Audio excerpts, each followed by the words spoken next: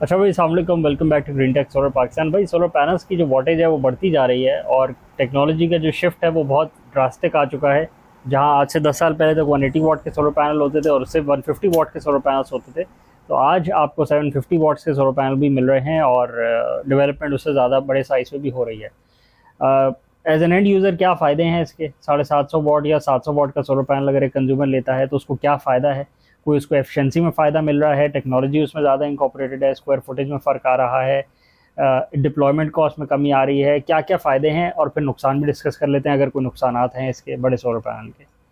देखें, wait time हुआ तो यही है। आज से 4-5 साल पहले चले जाएं आप तो 270 वॉट के पैनल्स बहुत ज़्यादा अबंडेंटली अवेलेबल थे मार्केट में। 310 हो गए, 330 हो गए, 410 पे बात आई। 410 के बाद 550 सबसे ज़्यादा चलने लगे और अब इस टाइम पे 700 750 के पैनल, 700 750 वॉट के पैनल भी राइट नाउ अवेलेबल हैं मार्केट में। होता ही है कि वेट टाइम आप जितना बड़ा पैनल लगा लें उतनी उसमें ज़्यादा एनर्जी वो एब्जॉर्ब करके आपको बिजली बना के दे सकता है और उससे आपकी जो जगह है वो कम यूटिलाइज, कम ज़ाया होती है। तो कम जगह पे आप, अगर आपके पास स्पेस कंस्ट्रेंट्स हैं तो उसमें आप बड़ा पैनल लगा के आप ज़्यादा वोल्टेज उतनी ही एरिया में कैप्चर कर सकते हैं और उससे अपनी बिजली बना सकते हैं। सबसे बड़ा एडवांटेज तो यही है।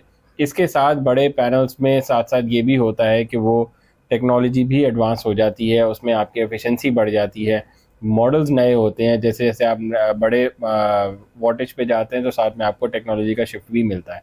तो ये दो प्लस पॉइंट तो बड़े इंपॉर्टेंट है कि एक आपने कम जगह पे ज़्यादा एनर्जी घेर ली, दूसरा आपने उसी एनर्जी जो उसके साथ, देखें इसको कंपेयर करने का तो बड़ा आसान सा तरीका है ना। 550 वाट का पैनल लगाएं और साथ ही में 750 वाट का पैनल लगाएं और सबसे लेटेस्ट मॉडल के पैनल दो, उनको आप जाके टेस्ट कर लें दिन में। अगर एक जो है 550 वाला 500 480 वाट तक बना रहा होगा तो 750 वाला उससे थोड़ी सी ज़्यादा स्पेस, कुछ इंचेस की एक्स्ट्रा स्पेस होगी और वो आपको जो 650 670 तक बना के दे रहा होगा। तो इतना ज़्यादा फ़र्क आ चुका होता है। और 150 वाट का फ़र्क अगर आप वही 10 घंटे पे निकालें और उसके बाद 365 डेज़ पे निकालें तो वो ठीक ठाक फ़र्क आ चुका होता है।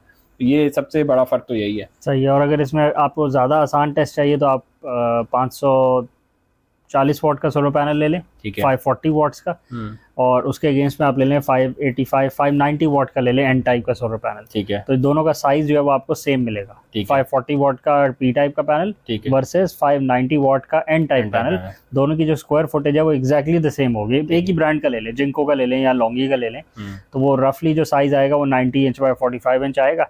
तो आप उसको कंपेयर करें, दोनों का square footage size exactly same है, बट एक 540 वाट बना सकता है मैक्सिमम और दूसरा 590 वाट बना सकता है मैक्सिमम। तो जिस भी टाइम पे उन पे सनलाइट पड़ेगी तो 590 वाट वाला ज़्यादा ही बनाएगा क्योंकि उसकी वैसी रेटिंग ज़्यादा है। प्लस जो दूसरा पॉइंट आप कह रहे थे कि उसमें और बहुत सारी टेक्नोलॉजीज इनकॉर्पोरेटेड होती हैं, बस बार ज़्यादा होंगे, उसमें पीआईडी इफेक्ट और कम होगा, उसमें और लॉसेस कम होंगे। बहुत सारी डिफरेंट टेक्नोलॉजीज़ को इनकॉर्पोरेट करके उसमें लॉसेस को कम कर दिया जाता है और उतने स्क्वायर फुटेज में ज़्यादा उसकी एफिशिएंसी बढ़ा दी जाती है, जिसकी वजह से तो 590 वाट बना है वो, और कोई इसमें कोई और रॉकेट साइंस थोड़ी लगी है। बिल्कुल। तो और प्लस हीट टेम्परेचर डिग्रेडेशन भी उसमें कम कर दी गई होगी और 5-8 बेनिफिट्स होंगे कि जिसको आपको फ्री में बेनिफिट मिल रहा होगा क्योंकि अब पूरी इंडस्ट्री वहाँ को शिफ्ट कर चुकी है। एंटी डस्ट हो गया होगा, एंटी स्नो, बिल्कुल, उसमें और बेनिफिट्स आप ही को एज एन एंड यूजर मिल रहे होंगे। तो क्योंकि अब और कितना बड़ा पैनल बनाएंगे, अब आप बताएं पूरी बिल्डिंग जितना एक पैनल तो बनाने से रहे ना। तो अब आए थे डिसएडवांटेजेस के ऊपर। तो डिप्लॉयमेंट कॉस्ट, जहाँ बेनिफिट तो होता है कि ज़्यादा सोलर पैनल से फ़ायदा ये होता है कि नंबर ऑफ स्टैंड्स कम लगते हैं, नंबर ऑफ MC4 कनेक्टर्स कम लगते हैं। ज़्यादा पैनल्स होने की वजह से हाई वोल्टेज पे ज़्यादा काम चला गया है, 1500 वोल्ट्स पे चला गया है, तो उसकी वजह से आपके जो वायर के साइजेस हैं उसमें फ़र्क आता जा रहा है, तो उसमें बेनिफिट मिल रहा है कस्टमर को। बट ये सब तो बेनिफिट्स हैं और इसके अलावा भी और बहुत सारे बेनिफिट्स हैं। बट ड्रॉबैक्स में अगर आप देखें तो उसमें एक ये ड्रॉबैक आ जाता है कि जितना बड़ा सोलर पैनल हो जाता है उतना उसको हैंडल करना मुश्किल हो जाता है। तो उसको ट्रांसपोर्टेशन, पहले चले कंटेनर साइज तो रफली वो सेम ही रहता है, पहले छोटे कंटेनर में उतने ही पैनल आते थे। अब क्योंकि वोल्टेज बढ़ती जा रही है तो सोलर पैनल से टोटल वोल्टेज है वो बढ़ती जा रही है। बट छोटा मॉड्यूल अगर 4 फीट बाय 2 फीट का था तो वो उठाना आसान था, उसको रूफ टॉप पे मूव करना आसान है, इंस्टॉलेशन करना आसान है।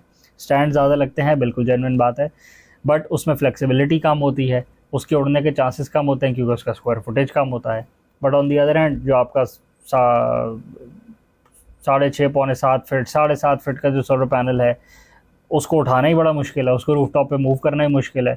अगर कोई बहुत मुश्किल साइट है तो वहाँ पे फिर इंस्टॉलेशन की कॉस्ट ही बढ़ जाती है, उस तरह की उस पर क्रेन आती है, उसको मूव करती है। सोचें तो अब आप अगर बोलें कि आप 8 फीट 9 फीट का 1500 वॉट के पैनल निकलने हैं, तो वो जी 15 फीट बाय 15 फीट का पैनल होगा, तो आपका कैसे लग, कितने बंदे उठा के उसको एक लगा रहे हो, कैसे उठाएंगे? अच्छा, तो वैसे ही फ्लेक्स हो जाएगा। तो इतने बड़े पे जाने से तो फिर बेहतर है कि आप छोटे छोटे स्क्वायर्स के पैनल्स बना लें और उनको साथ साथ जोड़ते जाएं, जैसे आप किसी भी लेगोस को जोड़ रहे होते हैं, और फिर उससे आपने जितने बनाने बना लें। होता अभी भी यही है, आप बिल्कुल 600 वाट का सोलर पैनल जो होता है, आप उसको सीरीज में कनेक्ट करके स्ट्रिंग्स बना रहे होते हैं, और एक पैनल के अंदर भी यही हो रहा होता है, एक सोलर पैनल भी तो सारे इसी तरह जुड़े हुए, बिल्कुल ऐसी है। तो वो स्केलेबिलिटी तो है, बट जो साइज है उसको ज़रा स्टैंडर्डाइज करके उसको ज़रा इजी प्रैक्टिकलिटी की तरफ ज़्यादा रखना चाहिए, क्योंकि करंटली एक इशू ये भी है कि सोलर पैनल्स में फ्लेक्सिबिलिटी भी आ जाती है। सोलर पैनल्स का जो साइज़ है वो रफली जो उसके साथ दूसरे मटेरियल्स हैं, जो उस पर ग्लास लगा हुआ है, एल्यूमिनियम का फ्रेम लगा हुआ है, पीवीसी बैकशीट लगी हुई है, वो अपने एज पे काम कर रही है, जिसका मतलब है कि उस पर मैक्सिमम स्ट्रेन अभी आ जाता है उसकी इंस्टॉलेशन के वक्त, प्लस उसकी मूवमेंट के वक्त, उसकी इंस्टॉलेशन जब उसको रूफटॉप पे माउंट हो रहा होता है तब भी उस पर काफ़ी स्ट्रेन होता है, और माइक्रो क्रैक्स उसमें डेवलप हो रहे होते हैं, पता ही नहीं लग रहे होते। तो एक तो ये इशू भी है कि पैनल साइज़ आप जितना भी बड़ा करते जाएं, साथ साथ ये मटेरियल्स भी एज अ मैन्युफैक्चरर ये इम्प्रूव होने चाहिए, क्योंकि उसकी वजह से भी इश्यूज आ रहे हैं। तो वीडियो को रैप अप करने मेरा ख्याल है। और बात ये देखें ना, मटेरियल्स की जो हमने बात करी, इसमें बहुत सारे लोग पैनल्स के ऊपर चढ़ के साफ़ कर रहे होते हैं। अब आप जिस ग्लास के ऊपर चढ़े, उस ग्लास के नीचे ये सोलर फिल्म की लेयर है, और उसके नीचे तो पीवीसी है। तो जब आप खड़े हो जाते हैं, 80 किलो का बंदा उसके ऊपर खड़ा हो गया, तो वो फिर जो बेंड है ना वो नीचे तक आ जाता है, और वो फिर ग्लास पूरा आराम से, आप अगर सोलर पैनल्स को देखें तो वो पूरा बेंड हो चुका होता है। तो एक तो वो इटसेल्फ विद टाइम अगर नहीं भी होना हो, तो आपके ऊपर खड़े होने की वजह से उसकी जो लाइफ है वो और ज़्यादा ख़राब हो जाती है, क्योंकि वो सिर्फ ग्लास का मटेरियल नहीं है, उसमें और भी इतने हल्के मैलिएबल मटेरियल हैं जिसपे आप जब खड़े होंगे तो बेंड हो जाएंगे। बिल्कुल, तो इसमें साथ साथ स्टोरेज के बाद एक के ऊपर एक पैलेट रखना होता है, 4 पैलेट रखे हुए होते हैं, वहाँ भी यही इशू हो जाता है, वो माइक्रो क्रैक्स आ जाते हैं या वो प्रॉपर्ली क्रैक हो जाता है। उसके बाद जब उसकी मूवमेंट हो रही होती है और पैलेट को सही से हैंडल नहीं हो रहे होते, उसके बाद जब पैलेट खुलना होता है और सोलर पैनल छत पे मूव होने होते हैं, रूफटॉप पे मूव होने होते हैं, तब उस पर फ्लेक्स आ रहा होता है, वो एक ही बंदे अपने कंधे पे रख के लेके जा रहा होता है, जैसे आटे की बोरी उठाई हुई है, तो उसमें यूं पकड़ के पीछे पकड़ के ले हो सकता है, फिर वो फ्लेक्स होता है, फिर टूट जाता है। फिर इंस्टॉलेशन के वक्त जब उसके नट बोल्ट्स और बाकी उसके क्लैंप्स लग रहे होते हैं, माउंटिंग हो रही होती है, सोलर पैनल के ऊपर बैठे हुए होते हैं और ऊपर बैठ के उसको टाइट कर रहे होते हैं कि जी ये तो होता ही ऐसे है, उससे भी वो टूट जाते हैं, या वो माइक्रो क्रैक्स आ जाते हैं जो कि आपको उस वक्त नहीं दिखते, बट बाद में ज़रा सा भी हल्का सा प्रेशर आता है वो पूरा क्रैक हो जाता है। और फिर आखिरी बात कि जब वॉशिंग का टाइम होता है तो क्लीनिंग के वक्त ऊपर छत पे सोलर पैनल के ऊपर चल के साफ़ कर रहे होते हैं कि जी अच्छा साफ़ तो ऐसे ही होता है, तो अच्छा साफ़ करने के चक्करों में सोलर पैनल टूट जाता है, द लॉन्ग रन टूट जाएगा। खैर, टूटे हुए सोलर पैनल भी काम करते हैं, बट उनके अपने एक हैजर्ड्स की पूरी एक लिस्ट है कि टूटा हुआ सोलर पैनल क्या क्या मसाइल आपके लिए क्रिएट करता है।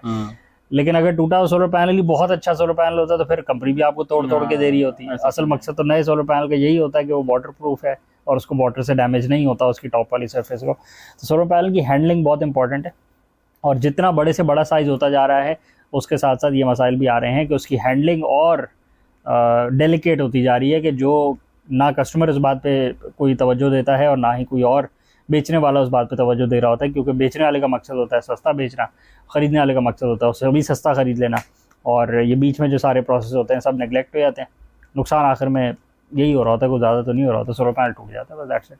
मैं खाली वीडियो रैप अप करें, चैनल को लाइक करें, सब्सक्राइब करें, ज़्यादा शेयर करें, कमेंट से बताएं आपकी नज़र में और इससे बड़ा सोलर पैनल कौन सा गुजरा हो और आपने कौन से लगवाए हुए हों, और अगर आपने 300 वाट का सोलर पैनल लगवाया हुआ है तो आपको क्या मसाइल हैं उसकी वजह से, अगर कोई मसाइल हैं, और अगर नहीं है तो भी मेंशन करें। और आपने अगर 700 वाट का सोलर पैनल लगाया हुआ है तो आपको क्या उससे ज़्यादा बेनिफिट्स मिल रहे हैं, और अगर कोई एक्स्ट्रा बेनिफिट्स नहीं मिल रहे तो भी मेंशन करें। Thank you.